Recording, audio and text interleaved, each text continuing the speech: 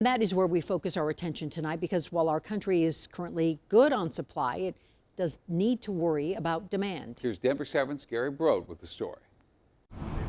Vaccine clinics were forced to pivot quickly Tuesday morning. What do Band-Aids do? Like this one in Thornton. We thought we would see cancellations, and we thought people would be really willing to just switch their appointment for a Pfizer, for a Moderna.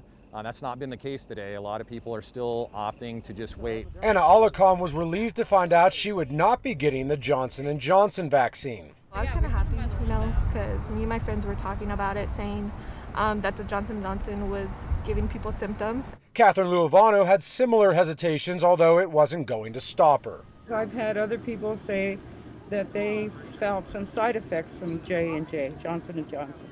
And I decided that it was worth the risk to get vaccinated rather than not. While these two had no problem taking a different vaccine on short notice, plenty others did. Some people, believe it or not, are still waiting for Johnson & Johnson. We've had lots of cancellations today where people said they are just going to go ahead and wait for Johnson & Johnson. Theo Gonzalez with the Thornton Fire Department oversees operations at this vaccine site that's been giving out shots since December. It's the convenience factor, right? So Johnson & Johnson, obviously it's the one and done, and we live in a society that puts a price on convenience. Gonzalez says on a given weekday they vaccinate about 1,800 people.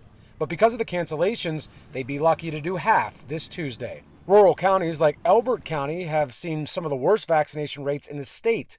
A spokesperson for Elbert says there are multiple factors that go into the low numbers, including a lack of healthcare facilities, but also says many people may lack confidence or otherwise trust the effectiveness and safety of vaccines. With the Johnson & Johnson vaccine being pulled for now, Denver Health Chief Medical Officer Connie Saver-Price does worry some will become more leery of any vaccine.